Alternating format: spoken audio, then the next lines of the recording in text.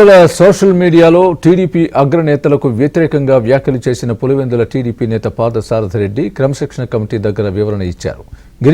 జరిగిన ఘటనపై క్రమశిక్షణ సంఘం సభ్యులు పల్లా శ్రీనివాస్, వర్ల రామయ్య, కొనకళ్ళ నారాయణ, షరీఫ్ ఎదుట ఆయన హాజరయ్యారు. జరిగిన తప్పు మరోసారి పునరావృతం కాకుండా చూసుకుంటానని తన వ్యాఖ్యల పట్ల క్షమాపణ కోరినట్లు పార్థసారథి రెడ్డి తెలిపారు. క్రమశిక్షణ సంఘం పెద్దలు ఈరోజు వర్ల రామయ్య గారు, కొనకల్లు నారాయణ గారు, పెద్ద ఆయన షరీఫ్ గారు పిలిపించారు. క్రమశిక్షణ సంఘం ముందు హాజరయ్యాను.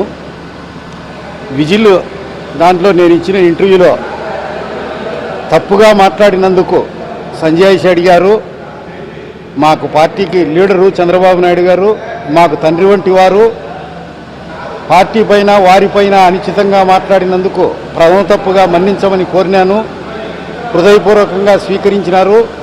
భవిష్యత్తులో ఇలాంటి పునరావృతం కాకుండా ప్రవర్తిస్తాను, నిబద్ధత కలిగి అని చెప్పడం జరిగింది.